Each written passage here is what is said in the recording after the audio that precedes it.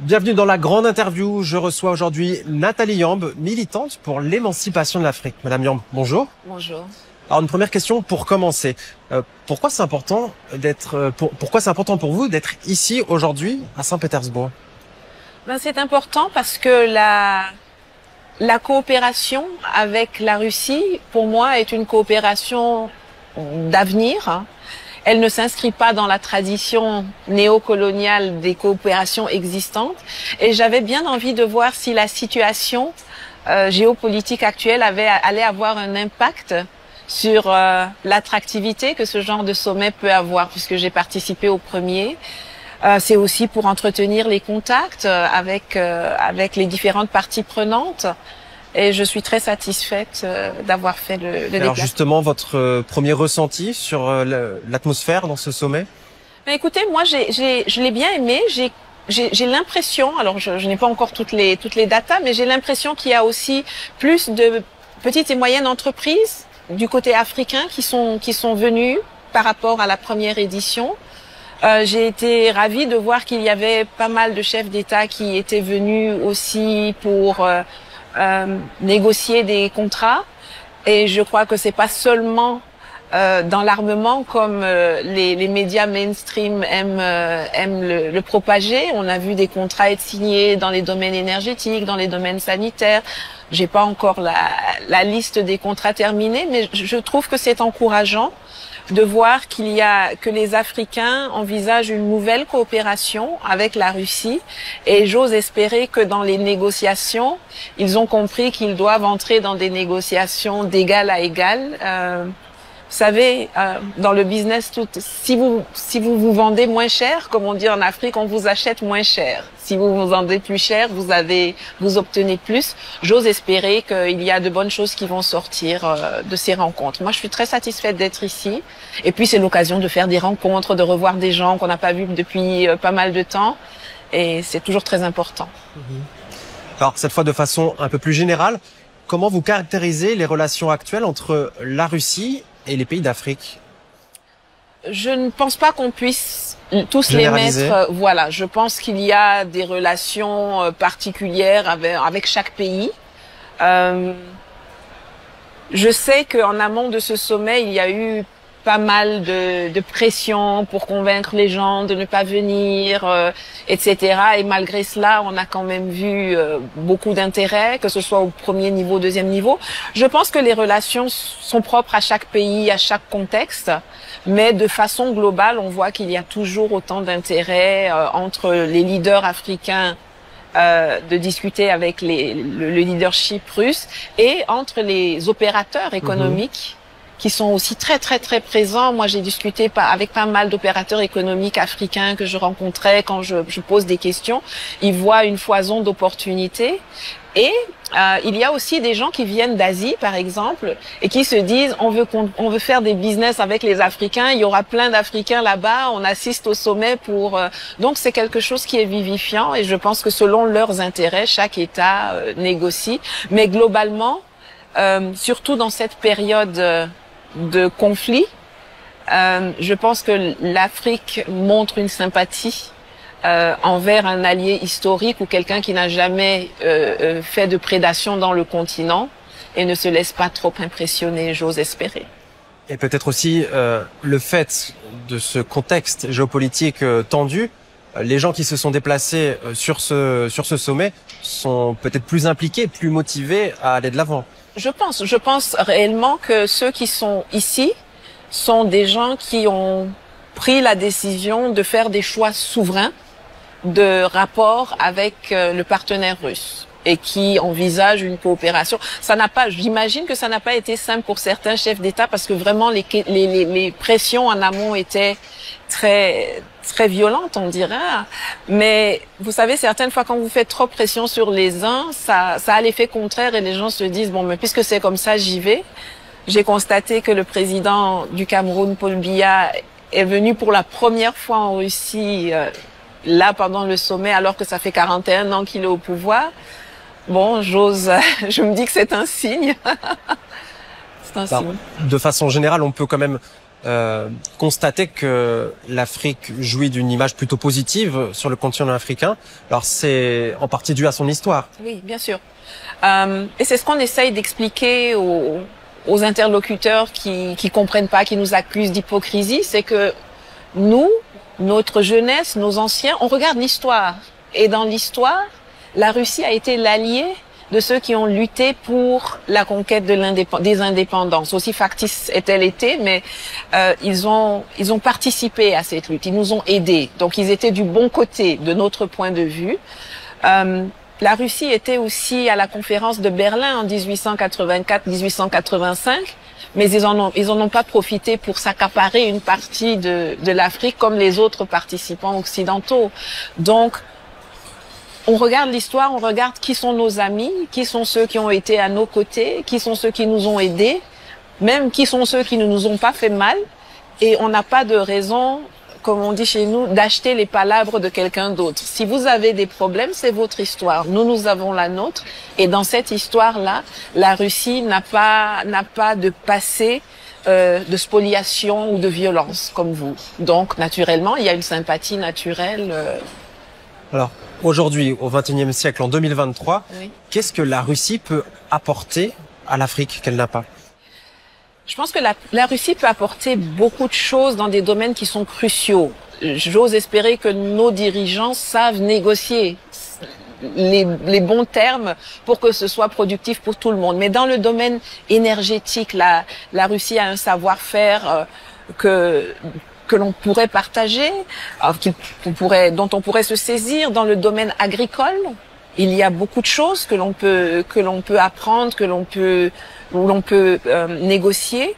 Il y a dans le domaine de l'architecture financière. Alors moi, je suis une fervente combattante pour la sortie du franc CFA, et je pense que la Russie, avec les sanctions qui remontent d'ailleurs à 2014, la fin du système SWIFT ici, a un know-how que nos dirigeants qui souhaitent peut-être sortir du franc CFA peuvent être appelés à partager avec eux. Dans le domaine de l'éducation, il peut y avoir des choses dans le domaine des engrais. Il y a la transformation des matières premières. Donc il y a vraiment toute une foison. Je veux dire ici, quand on vient dans un forum comme celui-là, il y a de l'espace, les gens qui vous envoient dans l'espace, il y a tout ce qui concerne l'agriculture, la santé, etc. On réduit très souvent la Russie à l'armement, alors qu'il y a... moi, j'étais étonnée la première fois que je suis venue à Sotchi, au premier sommet, de voir tout ce qu'il y avait comme domaine d'activité. Et ils ont des savoir-faire particuliers. L'énergie en Afrique, c'est un très, très gros problème. On a des pays qui ont de l'uranium. Aujourd'hui, on exporte l'uranium, le yellow cake, mais peut-être qu'on pourrait construire des centrales nucléaires et puis commencer à et justement, il y a Rosatom qui accompagne certains pays d'Afrique. Tout à fait. J'avais vu lors du premier sommet avec le Rwanda, il y avait quelque chose qui était signé. Je crois qu'il y a l'Égypte. Il y a de plus en plus, oui. Voilà, de plus en plus de personnes. Et c'est dans ce sens-là qu'il faut les pousser. On peut pas envisager une industrialisation sans énergie.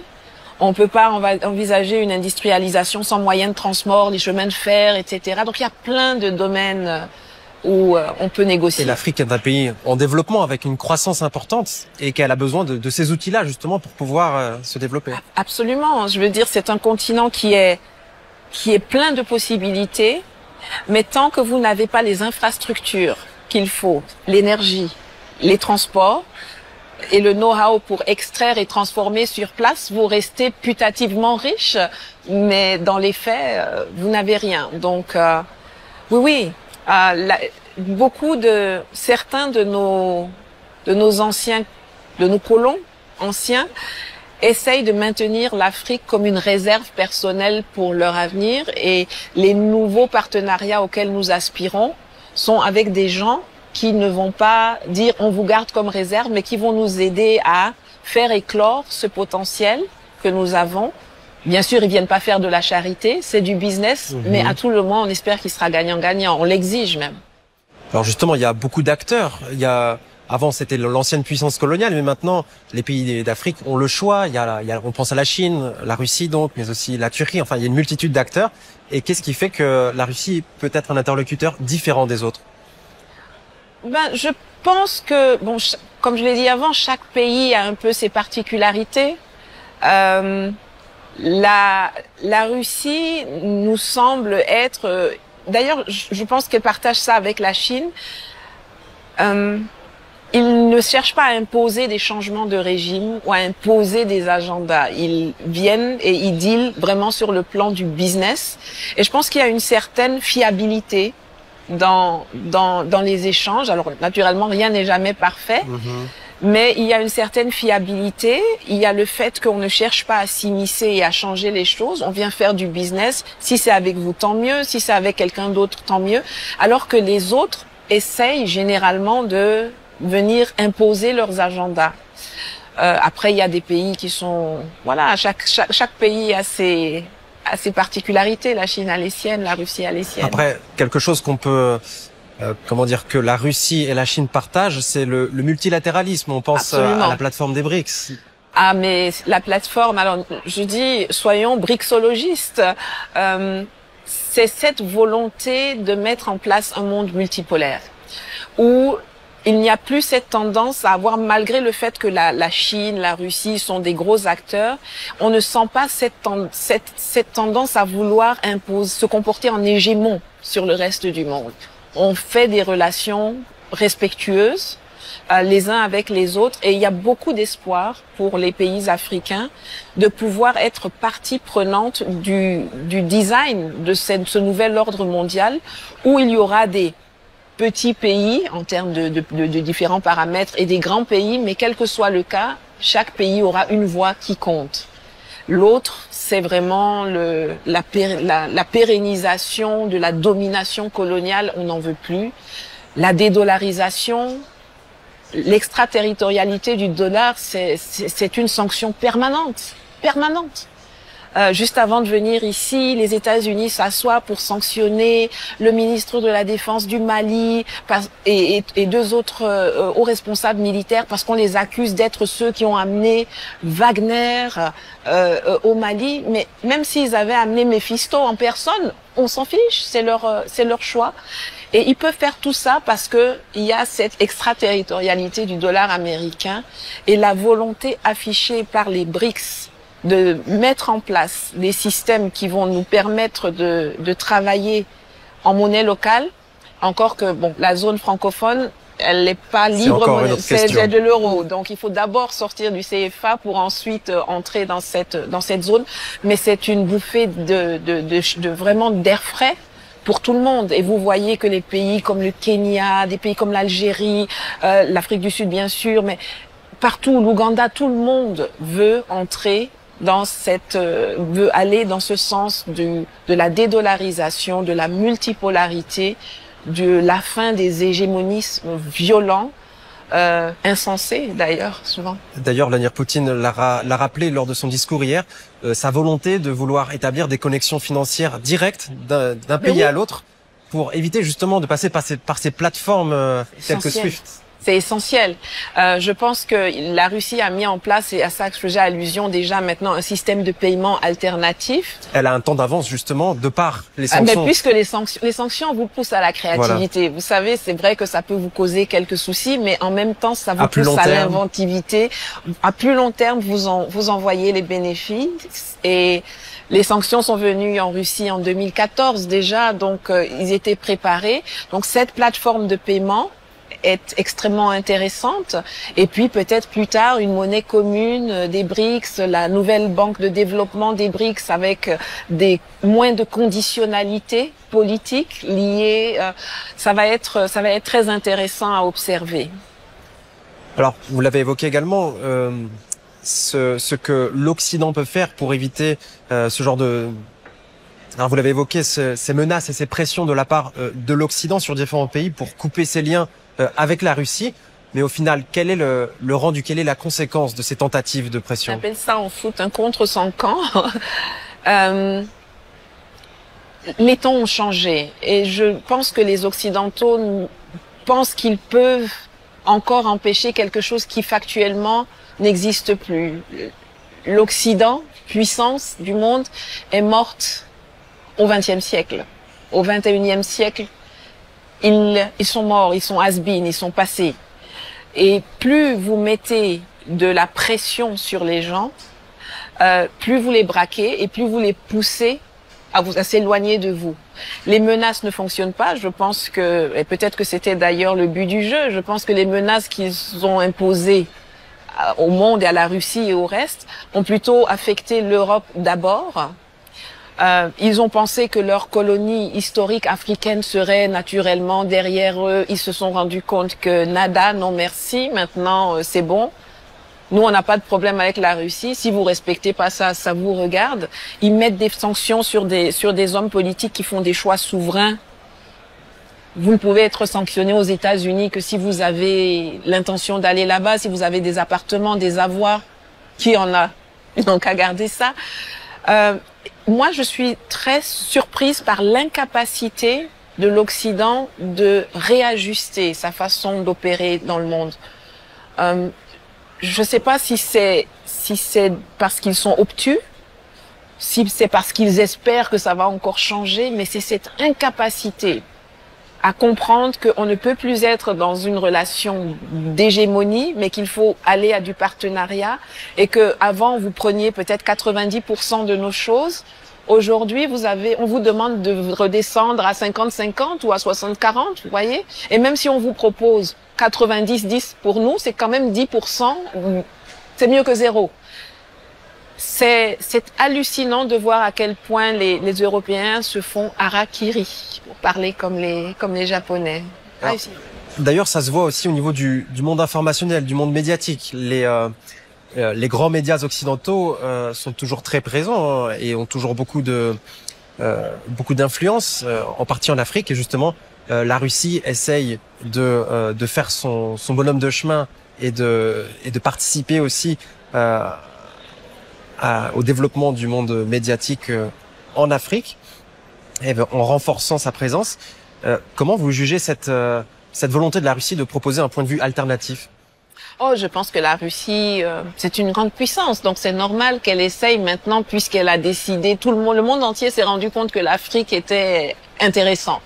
Après Yalta, après Bretton Woods, chacun a respecté ses zones d'influence, et puis certains ont commencé à mettre des coups de canif dans le contrat, et aujourd'hui, tout le monde se bat sur l'Afrique. Donc je pense que la Russie est dans son rôle de grande puissance qui utilise son soft power pour essayer d'apporter un narratif différent. Je regrette l'absence de soft power des Africains eux-mêmes, de développer leurs propres médias pour parler de leur propre histoire et avoir leurs propres moyens de communication bien établis, mais ça viendra certainement avec le temps. Je pense que c'est légitime, tout comme je pense que la France est légitime dans l'envie de faire connaître la voix de la France. Chaque État devrait être intéressé à avoir des moyens informationnels pour faire la promotion de ses politiques, de ses idées. Moi, mon travail consiste à déconstruire le narratif occidental et des médias mainstream.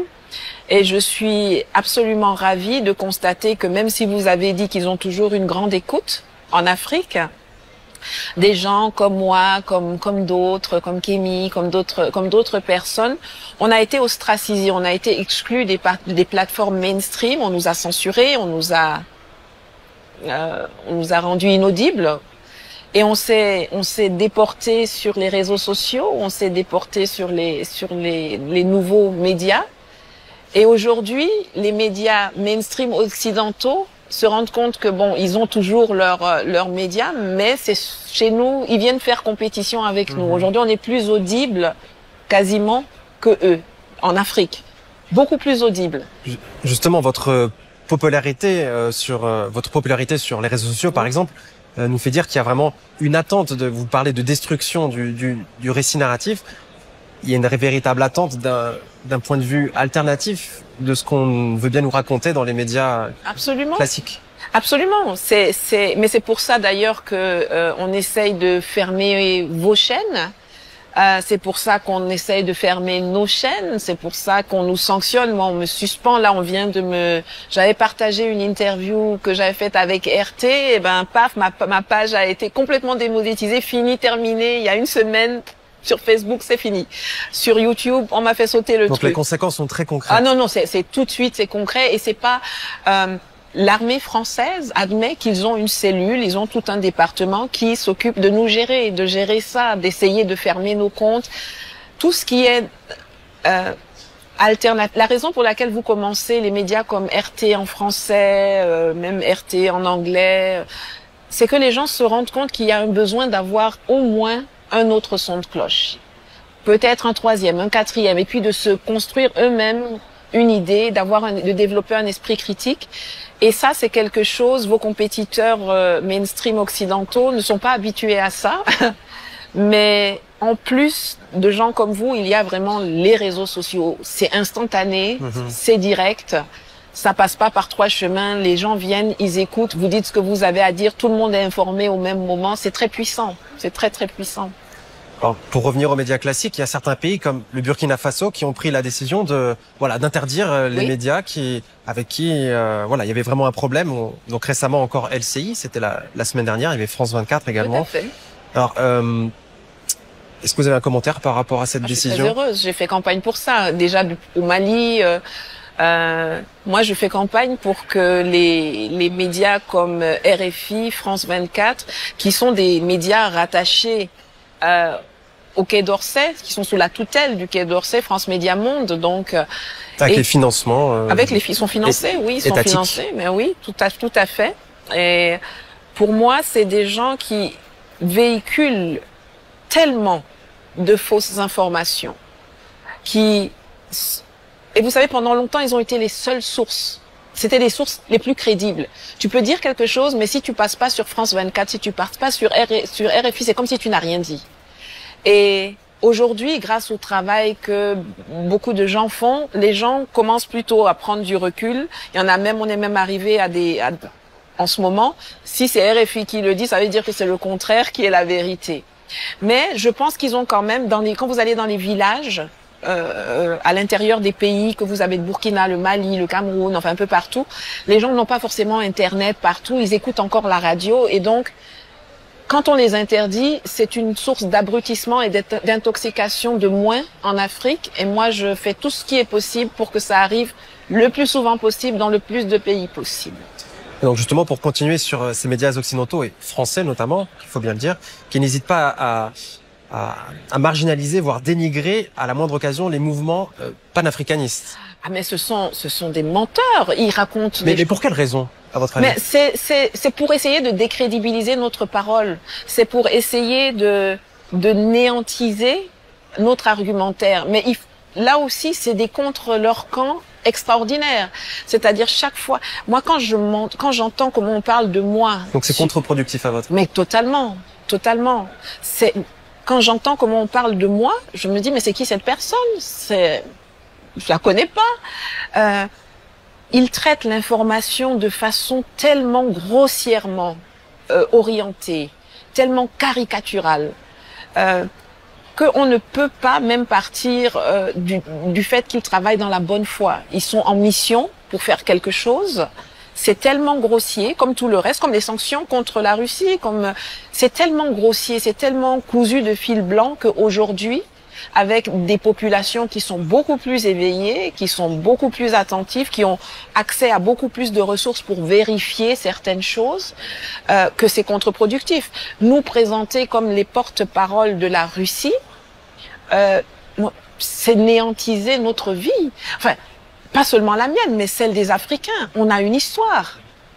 Est-ce que le destin d'un Africain, si on écoute ces médias, c'est soit d'être utilisé par la France, soit d'être utilisé par une grande puissance, mais pas de penser par soi-même pour soi-même. C'est méprisant, c'est raciste, et ça braque énormément de gens contre eux. Parce que aujourd'hui en Afrique, les Africains ont la capacité de décider qu'est-ce qui est bon pour eux et de l'exprimer sans être sur une feuille de paix du Kremlin. Enfin, moi, j'ai rien contre les feuilles de paix. Et s'il y en a une qui traîne par ici et qui est pour moi vraiment de montrer moi l'endroit où est le coin, je vais prendre. Mais on n'a pas attendu le Kremlin pour savoir tous les assassinats politiques qui ont été perpétrés en Afrique par l'État français. Je ne parle pas du citoyen français, je parle de l'État français, de la politique française en Afrique. La France-Afrique, comme on a... La France-Afrique, dont je parle. Et vous savez, il y a quelque chose qui m'interroge. Moi, j'écoute beaucoup Emmanuel Macron. C'est très difficile, mais je m'impose d'écouter ses prises de parole. Et je me rends compte que chaque fois qu'il parle, il confirme quelque chose que nous disons. Avant de venir faire sa dernière tournée en Afrique, il a fait le nouveau partenariat France-Afrique et il a admis l'existence de la France-Afrique. Il a même exposé les méthodes opératoires de la France-Afrique. Il a dit, on avait un monopole, c'était des rentes, on ne fournissait même pas un travail de bonne qualité. Quand vous allez voir les présidents africains, vous envoyez vos N-12, c'est pas normal. Il faut, quand vous allez en Allemagne, c'est vous-même qui y allez. Donc il a dit tout ce qu'on dit. Bon, moi, je me demande, il dit la même chose que moi. Quand je le dis, on dit que j'ai un sentiment anti-français. Lui qui est président de la France, son sentiment, c'est quoi? Ils parlent beaucoup, ils disent la même chose que nous, mais quand c'est eux qui le disent, ça passe. Quand nous, on le dit, ça devient, on est payé par les autres, on est des agents d'influence étrangers, on est des anti-français. Pour moi, ça ne peut être que parce qu'ils sont racistes et ils sont méprisants et ils considèrent que les Africains sont des sous-hommes qui n'ont pas le droit de s'exprimer ou d'exprimer ne serait-ce même des vérités parce que ils sont des choses, ils n'ont pas à parler. C'est les grands qui parlent. Mais nous sommes grands, nous sommes décomplexés surtout. Alors aujourd'hui, qu'est-ce que c'est la France-Afrique? Est-ce que ça existe toujours et à quoi ça ressemble? Quelles sont ces dynamiques? Oh, la France-Afrique n'a jamais cessé d'exister. Je ne pense pas qu'elle soit prête d'arrêter d'exister à court terme.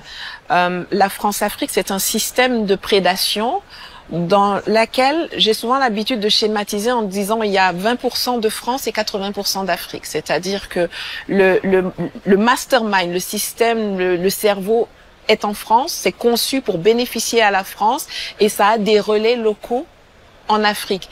Ces relais sont généralement des élites qui ont été, ce qu'on appelle élites, qui ont été formées à l'éducation française, etc. et qui pensent que c'est plus important de servir la France que de promouvoir les intérêts de leur pays. Et donc notre travail aujourd'hui, c'est bien sûr de nous attaquer au cœur du système en France, mais c'est aussi d'attaquer les relais locaux ici dans ce pays. Et ça va de tout ce qui est prédation économique, ça, on se passe du gré à gré, on donne des contrats qui sont, des clés de répartition qui sont affligeantes, affolantes. On élimine ceux qui s'opposent. On a créé une économie de rente. On a une monnaie qui ne sert qu'à enrichir la France, qui nous interdit de nous industrialiser. Et ce petit système mafieux, c'est comme un cancer, c'est-à-dire ça a des tentacules et vous coupez une tête, il en repousse deux, donc il va falloir qu'on trouve la bonne épée et le bon moyen pour couper tout ça d'un coup. Et je vois avec plaisir que dans certains pays africains, le leadership a décidé de participer à la mise à mort de cet empire qui veut pas mourir, mais qu'on réussira à vaincre, j'en suis sûre. Alors justement, une dernière question en quelques mots. Qu'est-ce qu'on peut souhaiter à l'Afrique pour un développement sain et qui puisse profiter à toute la population? On peut lui souhaiter une prise de conscience. On peut lui souhaiter d'avoir un leadership qui soit décomplexé, courageux et patriote. Courageux, pas nécessairement parce qu'on va encore les tuer ou des choses comme ça, mais on est dans un temps où les choses ont changé. On peut plus assassiner les gens facilement. Ou, en tout cas, si vous les assassinez facilement, il y aura des répercussions qui n'existaient pas précédemment. Aujourd'hui, vous allez assassiner un de nos leaders patriotes, il y aura des répercussions durables, permanentes, violentes dans toute l'Afrique. Mais ce que moi je souhaite, c'est que les gens prennent conscience des opportunités de l'instant géopolitique actuel et qu'ils mettent en place des choses qui vont rendre irrévocable notre sortie de cette prison et notre émancipation. Et j'ose espérer, ça passe aussi par les programmes scolaires, parce que nous, on fait des changements. Aujourd'hui, je me considère comme une semeuse de graines. Je ne suis pas certaine que je verrai la récolte, mais je pense que la génération qui va suivre va permettre à l'Afrique d'être debout. Je crois que c'est Frederick Douglass qui disait « C'est plus facile de construire des enfants forts que de réparer des adultes qui ont été gâtés. » J'ose espérer que on va se réparer, on va construire des enfants forts et qu'on va savoir que on n'a pas seulement le droit d'être dans la salle lorsque le nouvel ordre mondial va s'écrire, mais on a le devoir d'être assis à la table avec un stylo, avec une tablette, avec un laptop et de mettre notre input. Voilà, c'est ce que je souhaite à l'Afrique. Ce leadership et ces populations, ce courage et cette ambition. Ce sera le mot de la fin. Merci Nathalie Yamb pour cette interview. Et merci à vous de nous avoir suivis. Afrique Média, le monde, c'est nous.